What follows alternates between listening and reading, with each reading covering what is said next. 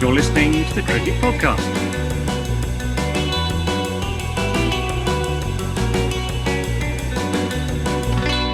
Hello, everyone, and welcome back to the Cricket Podcast, where we're going to be talking about the Asia Cup. We've got a couple of games and some questions to get through.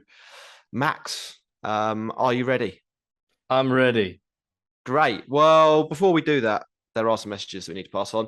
First of all, if you want to trim your testicles, I would say trim your testicles. The hair. Trim your testicle hair. Then you don't want to trim your testicles. That's you've come to the right. You've come to the right Cricket Podcast. This show is presented by Manscaped.com. Using the code CricketPod, you can get 20% off plus free worldwide shipping on any of their products. They're good. They gave full disclosure. They sent us a bunch of the equipment, didn't they, Max? They did, and we used it on our equipment, and we're satisfied. We're satisfied customers.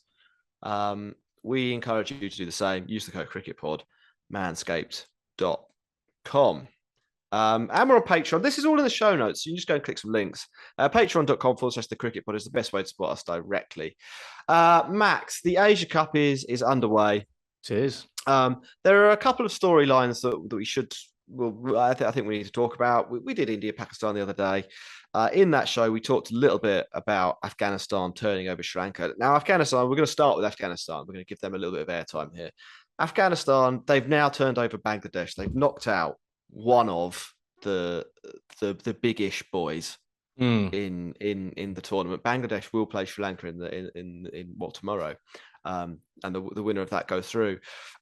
Pretty impressive stuff from Afghanistan. I think we should start this portion of the show with some credit to those boys, right? Absolutely. And I'm not surprised, to be honest. They're the side that have got the most excitement about them in terms of their players. They're going in the right direction. And I mean, we've spoken about how abject Bangladesh look, and that's very much the case. Batting first and scoring 127. I mean, it's a pretty shocking effort from them. Yeah. And that's only because that was only teed off. Exactly. It could have been a whole lot worse than that. So it's 89 for 6 off 15.4 overs they were. I mean, that's a joke. And yeah, it's nice to see a bit of fresh blood in sort of that kind of, I guess, second tier of Asian cricket that, obviously is dominated by India and Pakistan at the moment. So yeah, really impressive from them, and looking forward to seeing how they test themselves in the Super 4 against the so-called big boys. I would be very nervous if I was a Pakistan fan. Yeah, I think definitely. With them in the tournament, they look like they've kicked up another level from last year's World Cup. Same venues, and let's not lie about it. Yeah, these surfaces do suit this Afghan side. Yeah. This is where they want to be playing.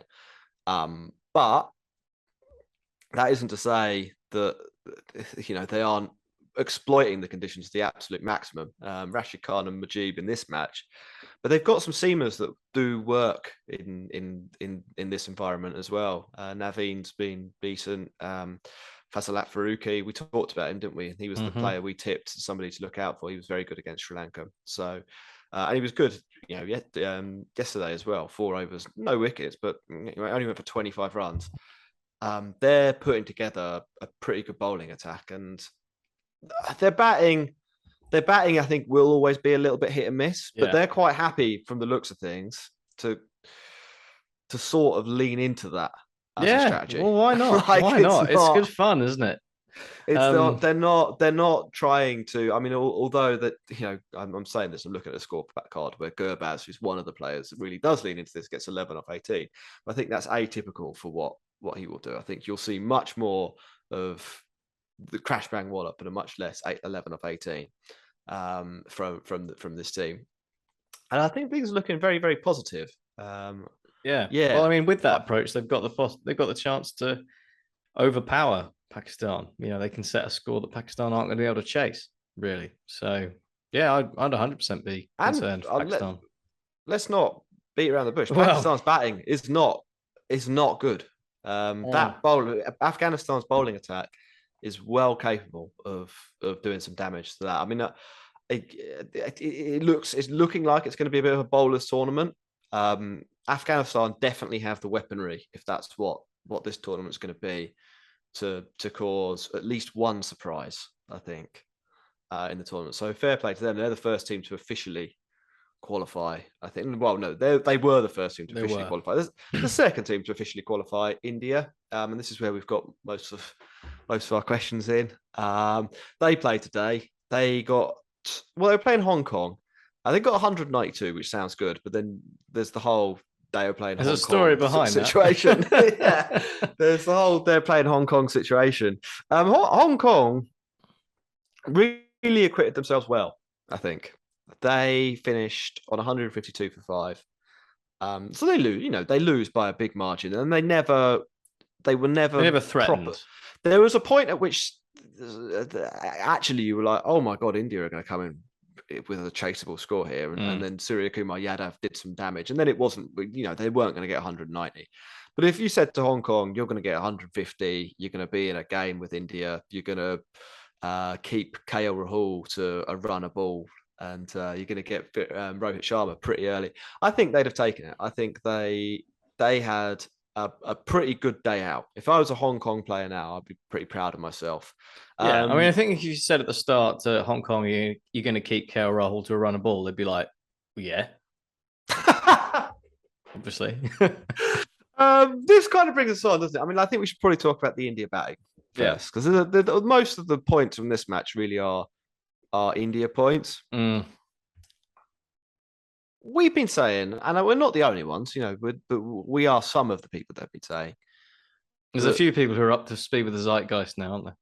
Yeah, it's becoming. It's less of a USP. It used to be a USP, and now it's less of a USP. We're going to have to come up with a new USP. But KL Rahul, Rohit Sharma, Virat Kohli as top 3 is really not cutting the mustard. In my book, from a team setup point of view, and I think we saw today how that's going to manifest itself for India moving forward. Now, as we said, they get 192 and they're playing Hong Kong, so it doesn't really matter. And I'm sure there'll be loads of excuses about how they just needed time at the middle or whatever. But India have probably come in, I would say, 30 to 50 runs under what they should be getting against Hong Kong. And that is because of the players they're playing and the way they are playing. KL Rahul, was it 37 or 39? 36 or 39. Let's call it what it is. That is a disgrace. Yeah. That's a disgrace. That's a disgrace against Australia or England or Pakistan or any. And they're playing. No disrespect to Hong Kong, because they're a decent side for the level they are, and they, as you said, they acquitted themselves really well. But they are also Hong Kong. Like, you're literally playing against people who have had to take time off work, or who have to ride for Deliveroo to make up the extra money for them to be able to play cricket for Hong Kong. And you're scoring 36 or 39. I'm not even trying to not score 36 or 39. No, whole power play, Max. In the whole power play, he played one attacking shot based on the ball tracking. One shot that you would reasonably expect would go for 4 or 6. Yeah, and he hit it for 6. Played one. 100% record, mate. It's insane. I said this earlier in the Discord. Surya Kumar Yadav in 26 balls has hit as many sixes as Kohli and KL Rahul hit boundaries in 83. Yeah. That's he's dug them out of the hole. Sky's saved he them. has. I wouldn't say necessarily saved, but what he's done is he's made the match. He's made India look more competent than they are by playing. Sky could have got 40 off 26, and that would have been like a decent innings, and that would have left. And then they'd won by 20. Yeah, but you'd be looking at it and thinking, hang on a minute, Hong Kong actually have an outside chance of winning this, and that's not a place they should ever be in. I think basically this again, we have to take Hong Kong out of this slightly, but if India are going to play this way, and they are going to pick these players, and they look like they're lining up to do this, Mm. then what effectively they're doing is that they're downgrading themselves from a 70% favourite in most of the matches they play that aren't against, England and maybe Australia at the moment. They should be big favourites for almost everyone they play against. Yeah. What they're doing is they're turning themselves into 55% favourites. Still the best team. There's nothing offered. KL Rahul, Rohit Sharma, and Virat Kohli as a top three. Sri Lanka, Bangladesh, Afghanistan, probably New Zealand, probably South Africa, probably Australia. Maybe not Australia. They've got Warner, but a lot of these teams would take that, trade in. Would trade in West Indies 100%. It's only really England where they'd be like, no, thank you, to all three. I think by playing those three and by getting them to play in, or by letting them play in the way that they are playing, you're bringing other teams needlessly back into the competition, or needlessly back into matches. And I don't know, we saw a fringe case of that today a little bit, didn't we? I think by the fact that India have not won this by 60 or 70. Kohli batted well, didn't he? Hit four boundaries against Hong Kong. 44 balls. Hey, it's a 50. It's a not out 50. It's what it says in the stats. It's ridiculous. I mean, Sky was mental. For as much as I would like to really hammer KL Rahul longer. There was also the Sky flip over. He was doing more of those mad shots where he was sort of like driving the ball over deep backward point for six. How have you done? Did you see the one where he kind of turned around and hit it for six back over the keeper's head? At first, I thought it was a top edge, and then I was like, no, I think he just saw that it was a slower ball. Hit it over the... He's a bit of a freak, isn't he? He is. I did a little bit of digging into India over the last couple of years, just because I think this situation at the top of the order is critical. I mean, Surya Kumar Yadav only facing 26 balls is strange, to say the least. He made the most of them, obviously, but it is strange that probably the best batter in T20 cricket at the moment is subservient to KL Rahul, Rohit Sharma, and Virat Kohli. In the last couple of years, he's played 23 T20s for India, averaging 40 or 39.89, strike rate of 177. Right. That's quite good. That is good. Yeah. The next sort of regular player, Deepak Huda's got a good strike rate, very limited sample size. Rohit Sharma's doing actually okay. Rohit of the top three, probably the least to blame in international cricket at the moment. I mean, Rohit's not pedestrian. He's just not necessarily as good as he was. Yeah, striking at 143, averaging 28. They're fine numbers, I think, for that role. The other two, 11th and 12th of all Indian players to have faced 100 balls in the last 2 years. 11th, Virat Kohli, averaging 52.6, which is a healthy average, striking at 129. Right out of 2014, those numbers. But you can afford one guy like that. And King, you can probably afford one guy like that. Then you got King Legend, striking at 124, average of 27. Now I know this is international cricket only, and you probably want to factor in domestic numbers as well. But that also is, I think, some of those basic numbers there are instructional about the priorities that India still have. It appears, when it comes to constructing a T20 batting order and who bats where and how they tell people to bat. It also sort of scotches the idea that KL Rahul's just going to go out for India and bat like he did one time in 2017 when he was really exciting. Because that's pretty crap, to be perfectly honest. No, it's really strange. It is really strange. But you could have other players sort of on the list that have better strike rates. You've got Deepak Huda, Sanju Samson, Hardik Pandya, obviously. Even Shreyas Iyer coming in with a 140 strike rate. Wow. 16 better than King Legend. So it's not like there aren't other options. It's not even like there aren't other options that they've tried. Like there's a bunch of there's a bunch of people they have. Anyway, there's that. Bowling wise, it was pretty funny when Avesh Khan got hit for 53 by Hong Kong in 4 overs. Yeah. But yes, there's that. I don't know if you saw at the end of the game, then we'll do some questions. Kinshit Shah proposed to his girlfriend. Oh, that's nice. Pretty good there. Yeah, Yeah. she said yes. So that was a Good. that was a Well, she heartwarming had to. moment.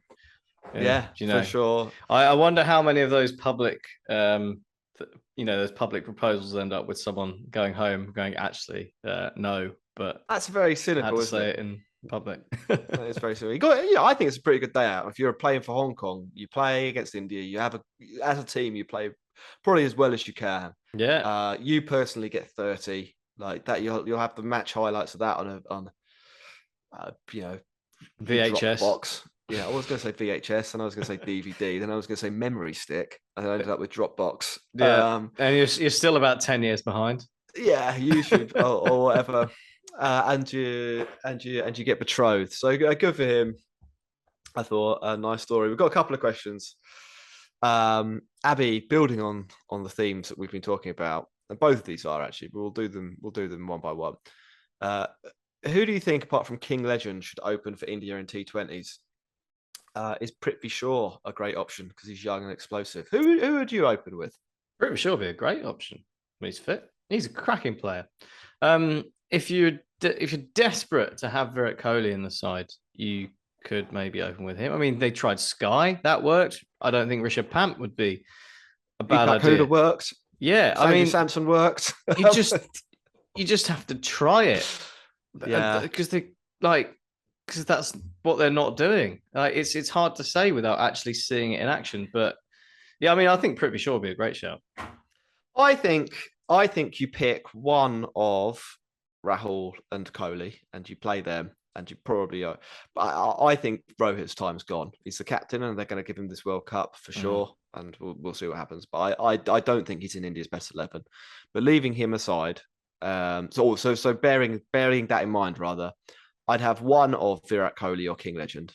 I think they can both do a job opening in international cricket, and I would have Prithvi Shaw, and then I would have Surya Kumar Yadav at 3, and I would work doesn't out. matter. You probably need a left-hander at some point.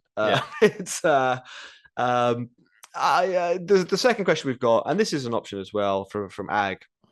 Should India drop Rahul for Pant? And that does sort of solve your left-hander problem. Yeah. Albeit not necessarily solving we want someone who bats like Prithvi Shaw in that role problem. In my mind, you want one of those anchor I think guys. it's fair to say what they've got at 3. the moment is not optimal. It isn't, but they are so good, and their bowling attack's so good, especially. And they do have the players from 4 to 7 basically to bail out. Yeah, this kind of ponderous. As long as they get a chance. Yeah, that they still are probably at this point in time, even with that strategic error, the best T20 team in the world. It's very weird, and it speaks to India's resources, I think, in that and how the IPL has sort of helped develop that aspect of their player pool. But I just feel like they could be the great team of the era, like indisputably the great team of the era. And I think they're going to come in, slightly mid-ranking. Not when we talk about good teams from different eras, they're not a mid-ranking team now. They probably are the best team, but they could be better, and that's what we're saying. Anything else from you, Max? No, nothing from me. Although, look forward to see how Hong Kong get on. I'm really struggling to say that Hong Kong get on against Pakistan after their exploits. See if they can, make it a decent showing over the group. I hope they do. I hope they beat Pakistan. That'd be funny. Anyway, Max, it's been a pleasure. It's quite late here in the UK. It is, yeah. So we're going to wrap up now. I think our next show is after the weekend when we'll know who won the 100. and we'll know some more Asia Cup stuff. But there's a little bit of a lull in the cricket's calendar, so we'll make the most of that and catch up with everyone soon. Cheerio. You're listening to the Cricket Podcast.